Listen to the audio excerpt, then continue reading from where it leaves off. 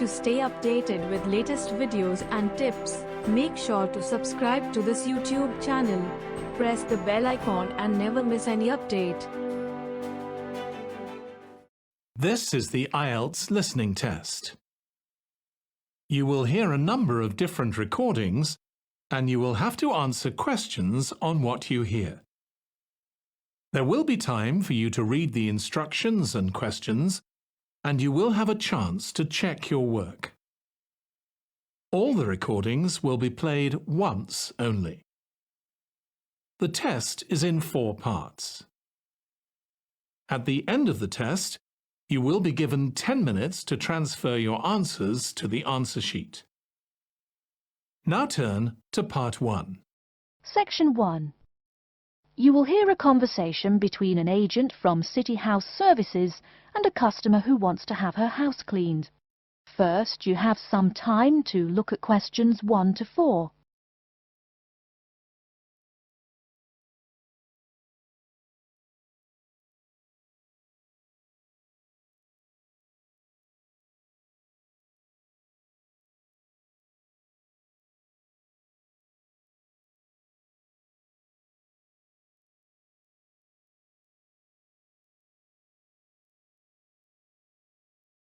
Now we shall begin. You should answer the questions as you listen, because you will not hear the recording a second time. Listen carefully and answer questions 1 to 4. Good morning, City House Services. How may I help you? Good morning. I'd like to arrange to have my house cleaned. Certainly. I just need to ask a few questions. First, could I take your name? Yes, it's Barbara Hill. Thank you. Next, is your house in London? Yes, it's in Kingston in southwest London. Okay, southwest London, and, what's the postcode? SW105. And what is the square footage and what rooms will be cleaning?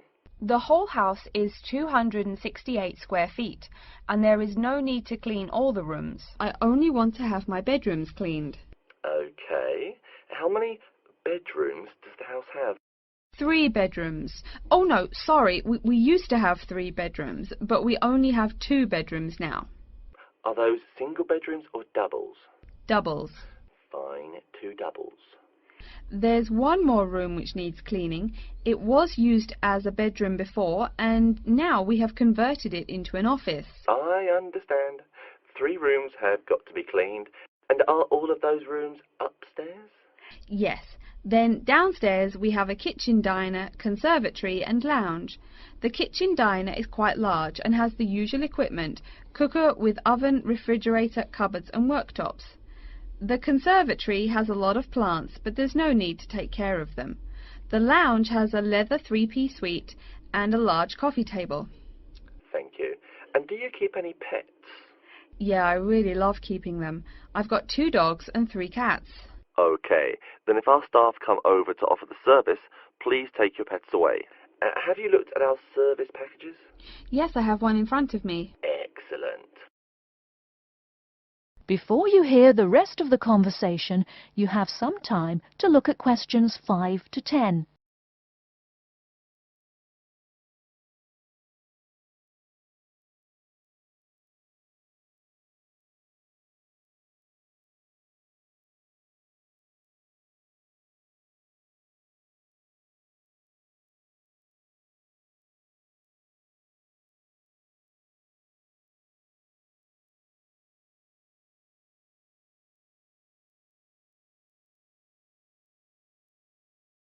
Now listen and answer questions 5 to 10.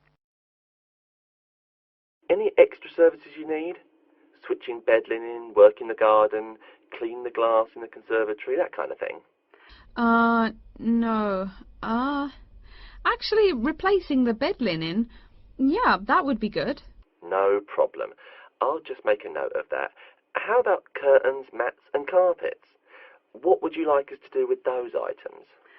The curtains. I'll have to think about that. I think we should have the carpets cleaned really well every quarter. Mats can just be done with the laundry. Of course. How about clothes? We can have our staff wash and iron them, or we can have them taken to a dry cleaner. Washing and ironing. No, just ironing. That'll be okay. Okay, fine. I know quite a bit about what you want now. I should let you know that we're located on 12 Amy's Road. That's Amyes. And we work on from Monday to Sunday except Tuesday and Wednesday. Could you let me know when is convenient for you? Next Friday. No. Oh, that's no good. My son invites his friends over in the afternoon that day. Perhaps next Thursday or next Saturday? Let me check. Okay, next Thursday. When is it convenient for us to come over and provide the service? Is it okay if we come in the morning? Or we may come in the afternoon. It depends on your schedule. I'm okay with any time. Just give me a call to let me know you're coming before you arrive. Sure we will. By the way, how long will it take for the service? We usually work 1 to 3 hours for house cleaning, and the work will take 3 hours at most. And of course, if it takes more than 3 hours, you should pay extra for it. Fine. So, let me just do some calculations. That is the end of section 1. You now have half a minute to check your answers.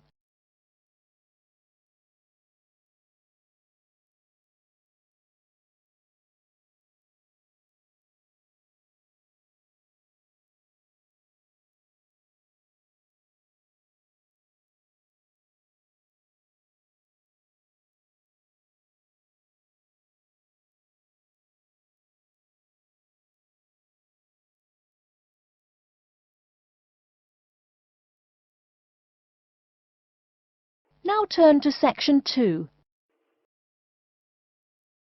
Section 2. You'll hear a talk by a security worker from Sydney Airport who is introducing the day-to-day operations of the Australian Quarantine Service.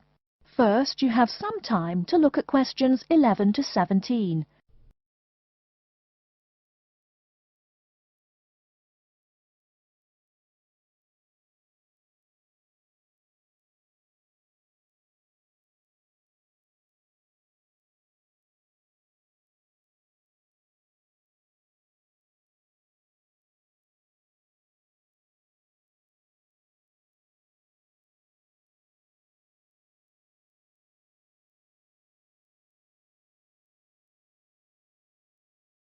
Now, listen carefully and answer questions 11 to 17.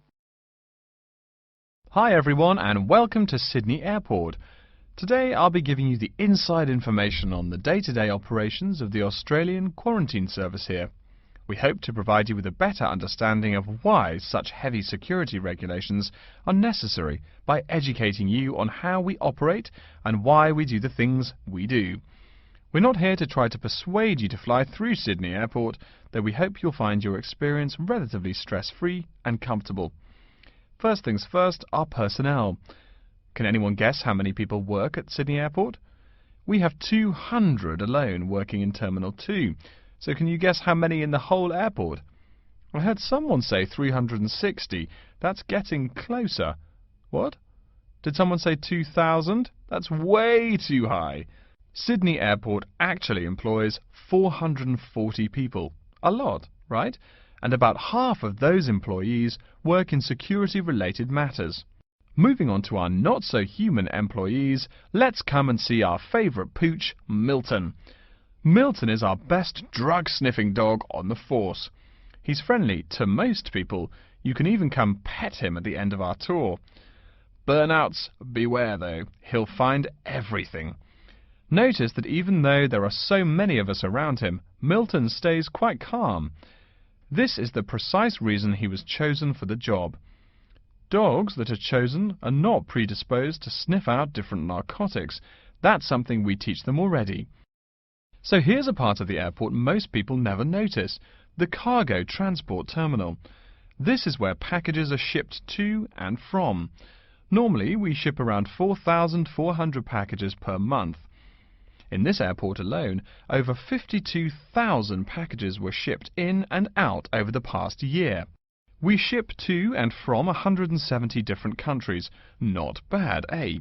Probably it will go up to over 72,000 packages this year. And despite over 100 flights in and out of here daily, the number of lost or delayed packages is impressively low. If you send your package through here, rest assured we'll get it where it's going. Let's move on to the area most of us are familiar with, the passenger terminals. In order to be allowed into this area, you must pass through security with your ticket and, if you're travelling internationally, your passport. If you're travelling domestically, you just need a legal form of ID. If you don't have those, you will not be allowed to pass through security and board your flight. During the security scan, your carry-on items will be checked for dangerous items such as weapons, sharp objects and liquids that exceed our specified limit. If you attempt to pass any of the prohibited items on this list posted at the entrance, you are still allowed to board the plane, but you'll be given a warning and your item will be confiscated. Don't worry, we will not arrest you for having too much shampoo in your bag or anything like that. We also search your carry-ons and parcels for any perishable items.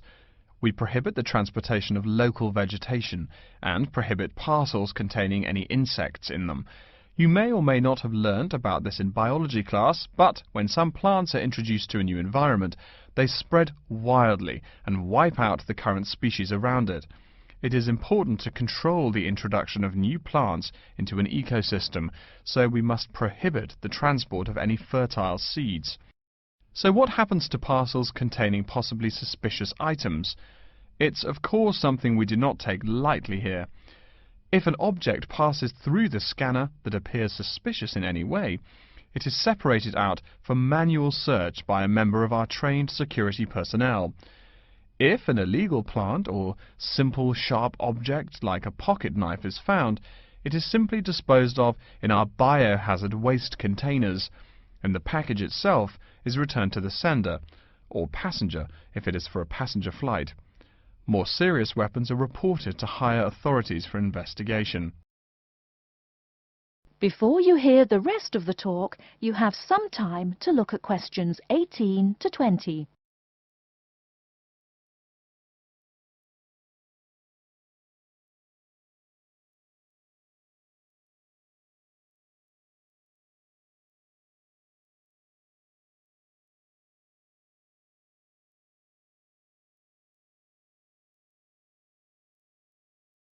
Now listen and answer questions 18 to 20. As far as parcel security, the material of the parcel is important. For shipped goods, the most common material used and the most widely accepted is paper. Make sure it is packed sturdy enough with no rips or tears. We've definitely had packages rip open before due to haphazard packing. A more common problem, though, is the package labels. When an item does not make it to the right place, this is the most common reason. The label may not be in the right place or marked clearly enough. If you're receiving any items from abroad that must be declared, please remember our guidelines in order to ensure the timely delivery of your item. Make sure it is packed correctly, and we ask that you notify customs between 2 and 10 days within the item's scheduled arrival date. OK, before we move on, are there any questions? That is the end of section 2. You now have half a minute to check your answers.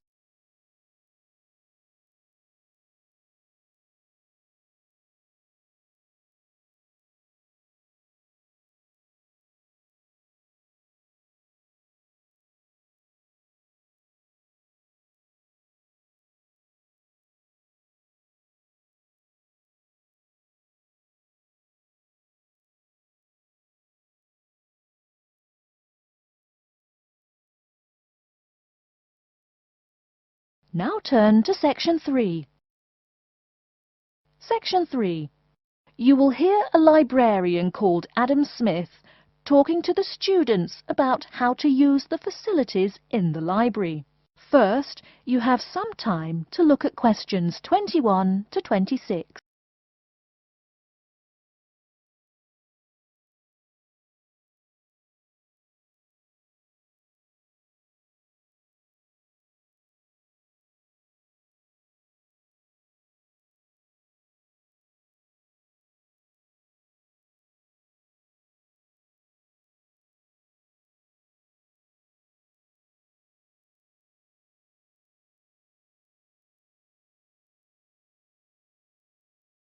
Now listen carefully and answer questions 21 to 26. Welcome. Please come in and gather over here around the tables. My name is Adam Smith, and I'm the librarian here.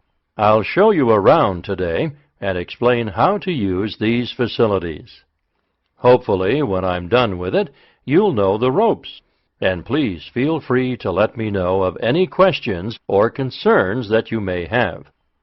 Now we're at the gate of the library. Upon entering into the door, you'll find that the restrooms are on your left-hand side, and opposite them is a photocopy room. Many of you are wondering about the check-in and check-out process. What you have to do is go to the circulation desk, which is to the east of the photocopy room.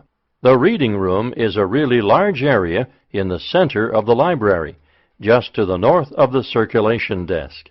I'm sure you won't miss it. If you're here to do research, this is where you should bring books to look through. However, if you're here to do any group projects or other interactive activities, I advise you to use one of the study rooms, which are just to the east of the reading room. Moving on to the southeast corner, we have the periodicals section, just next to the study rooms. We have a collection of different newspapers and magazines in this section.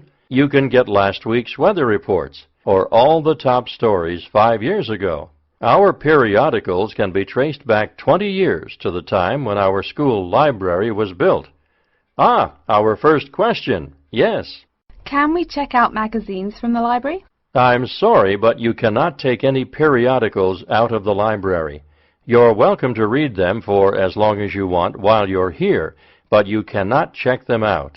I wonder if there is any place where we can get some food in the library. Do we have a store here? Of course. The Food Service Center is just meters away from the study rooms. It's on the northeast corner as you look at the map. The Food Service Center offers different kinds of snacks, though it's not big. Well, moving on along to the west, you will find the Video Resource Center on your right hand. We have educational videos and documentaries, as well as major motion pictures.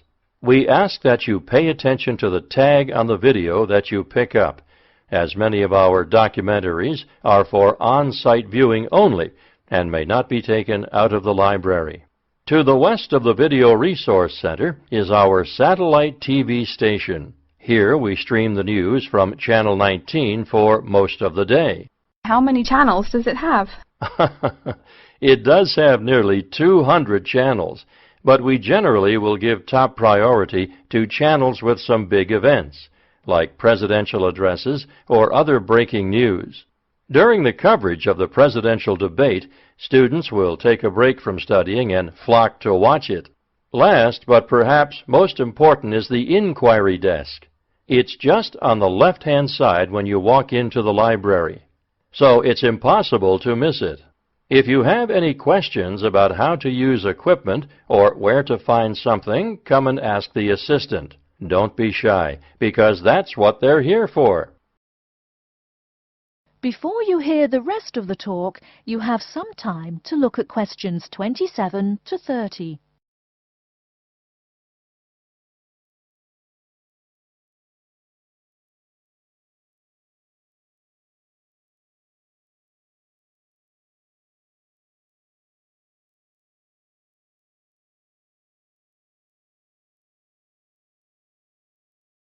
Now listen and answer questions 27 to 30. Speaking of questions, one of the questions we get asked is how to actually check out a book once a student has picked one out. If it's a fiction or non-fiction book, look for the pink and yellow checkout card inside the back cover of the book. You can also find information about the book on these cards, including its publishing date, genre, ISBN, and a log of dates it's been checked out before. Present this card to me or any library assistant, and we'll stamp it, and then the book can be kept for 3 weeks. You can find general information on a field of study by using one of our subject guides. We have them on paper here, but any of our computers will allow you to search within fields as well. What if the library doesn't have a resource we're looking for? Great question. I'm going to address that. Our library is a network with a number of other universities in the area. So if there is something you're looking for and it's available somewhere in the area, we'll be able to get it for you. However, there are universities which are not part of the network, so we do not share resources with them. If you want more information about the library and its resources, you'll find it in a labeled blue folder on my desk in the Enquiry section. Okay, so that's a lot of information all at once, and I don't expect you to remember it all. The most important thing is please be respectful of the staff. And if you need help with anything at all, come and ask me or one of the assistants. All right. Any questions? That is the end of Section 3. You now have half a minute to check your answers.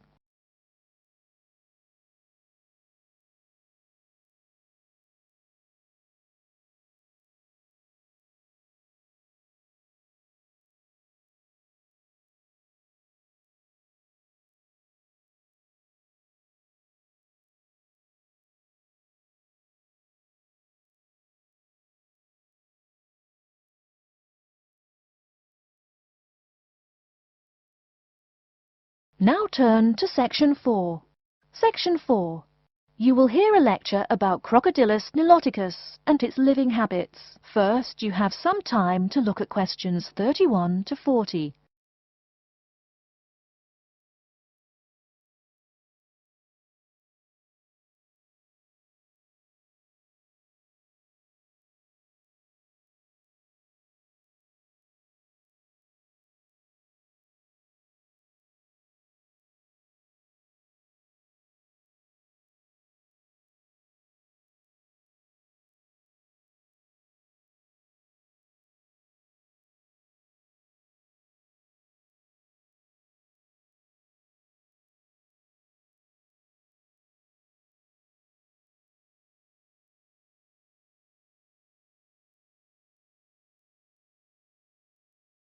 Now listen carefully and answer questions 31 to 40.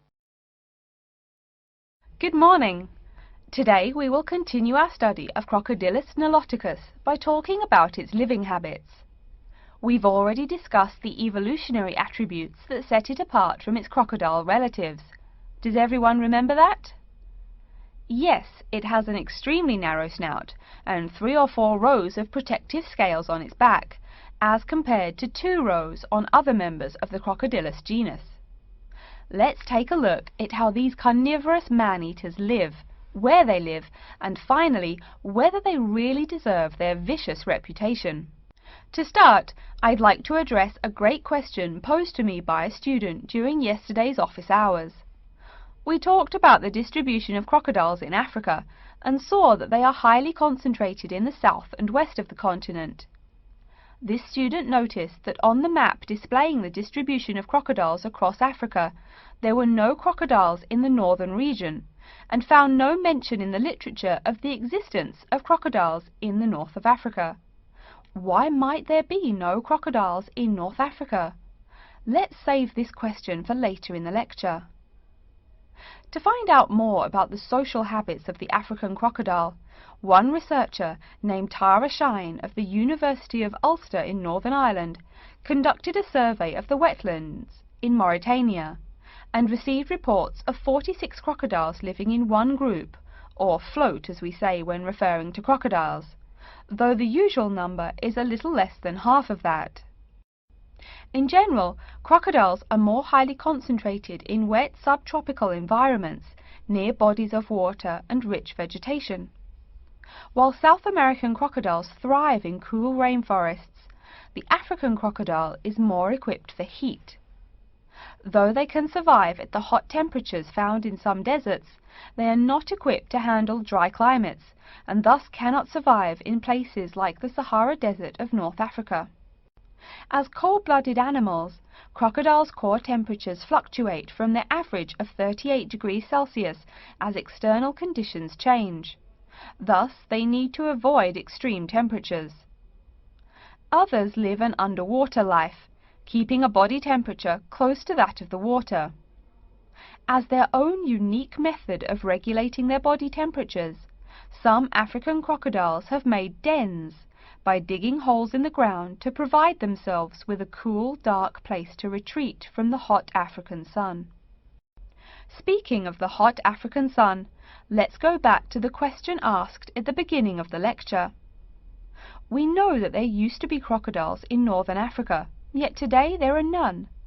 What are some possible explanations for this? Some students have suggested that the African crocodile has evolved from a desert creature into a wetland creature, thus causing them to migrate south for more appropriate conditions. Others presume that the crocodile was hunted out of northern Africa by a fiercer predator.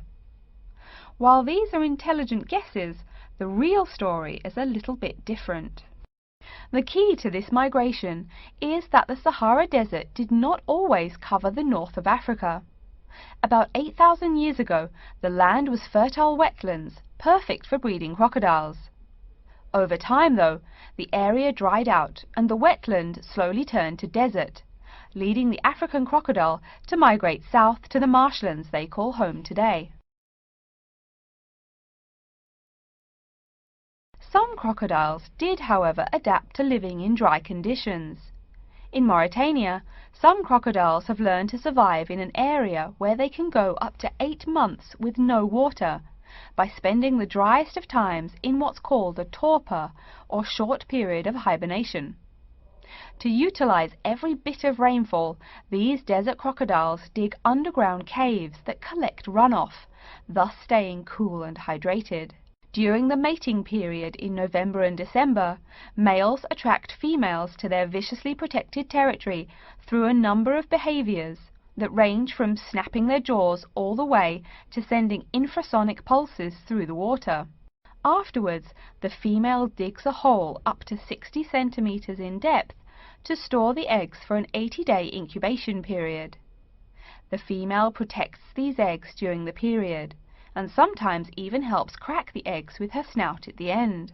These teeth-gnashing carnivores are softer than we think. Although these vicious creatures have attacked humans on a few occasions, the residents are not afraid of them. In fact, they show a great deal of reverence towards these wondrous creatures. Some say that crocodiles bring water to their habitat, so if they leave, they will bring the water with them. Obviously this is not true, but it demonstrates the admiration the inhabiting people have for crocodiles. Generally, crocodiles do not predate on humans.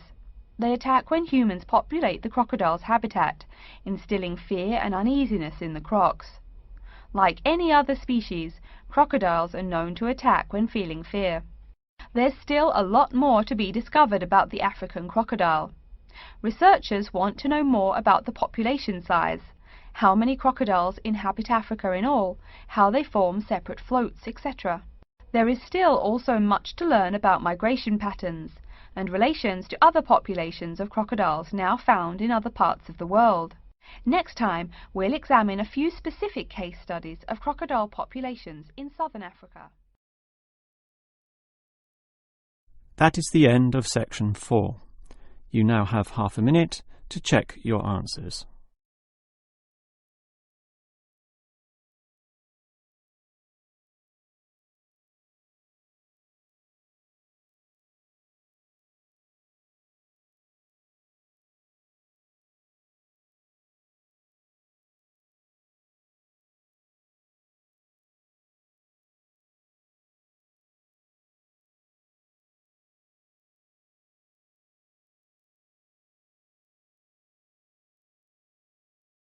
That is the end of the listening test. In the IELTS test, you would now have 10 minutes to transfer your answers to the answer sheet. To stay updated with latest videos and tips, make sure to subscribe to this YouTube channel. Press the bell icon and never miss any update. Thank you for watching this video.